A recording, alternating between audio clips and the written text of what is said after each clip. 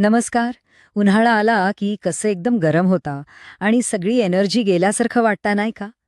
पण थांबा, काळजी नसावी.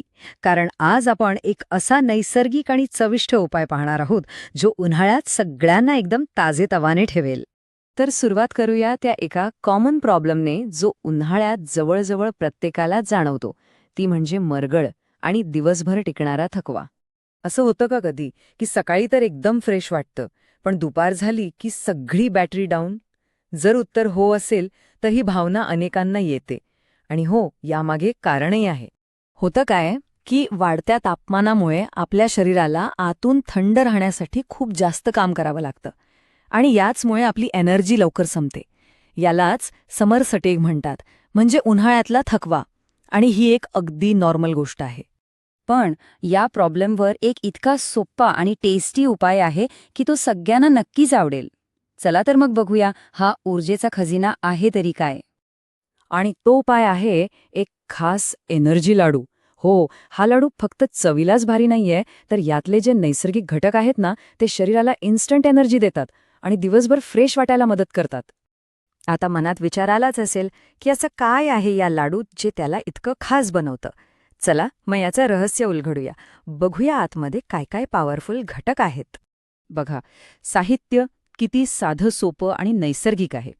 आपल्याला लागणार आहे 1 कप बिया काढलेला खजूर, अर्धा कप बदाम, अर्धा कप काजू, अर्धा कप अक्रोड, 2 चमचे भोपळ्याच्या बिया आणि 2 चमचे तूप. बस. हे सगळं सहज मिळणारं तर आहेच, पण आरोग्यासाठी खूपच फायदेशीर आहे. आता यातली खरी गंमत पुढंच आहे. प्रत्येक घटकाची एक खास भूमिका आहे बरं का. खजूर काय करतो तर तो नैसर्गिक गोडवा देतो आणि लाडू बांधण्यासाठी एक बाइंडरचं काम करतो.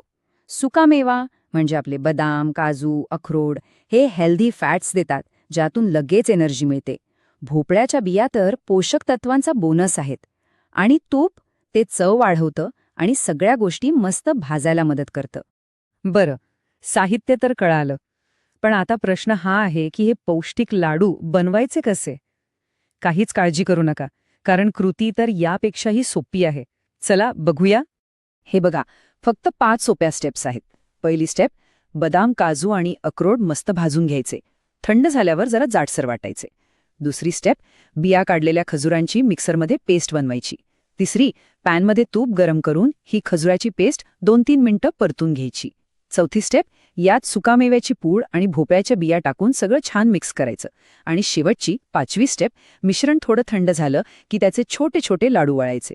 पाहिलं किती सोपं आहे? खरंच हे कोणीही अगदी सहज बनवू शकतं. चला, लाडू तर तयार झाले, पण आता महत्वाचा प्रश्न, याचा खरा फायदा कसा घ्यायचा? ते कधी खायचे? चला हे पण जाणून घेऊया, म्हणजे त्याचा पूर्ण लाभ घेता येईल. एक गोष्ट लक्षात ठेवली पाहिजे की हे लाडू फक्त एकदाच खाण्यासाठी नाहीयेत. जर उन्हाळ्यात दिवसभर एनर्जी टिकून ठेवायची असेल ना, तर नियमितपणा खूप महत्वाचा आहे. आणि यासाठी खूप काही करायची गरज नाहीये. दिवसातनं फक्त एक, हो अगदी बरोबर ऐकलत, रोज फक्त 1 लाडू पुरेसा आहे. रोज फक्त 1 लाडू आणि दिवसभर येणारा थकवा आणि मरगळ गायब. हा एक छोटासा बदल उन्हाळ्यात खूप मोठा फरक घडवून आणू शकतो आणि सगळ्यांना एकदम उत्साही ठेवू शकतो. तर मग विचार करा, जर या उन्हाळ्यात उत्साही राहण्याचं सगळं रहस्य आपल्या तळहातावर मावणाऱ्या एका छोट्याशा लाडूत दडलं असेल तर?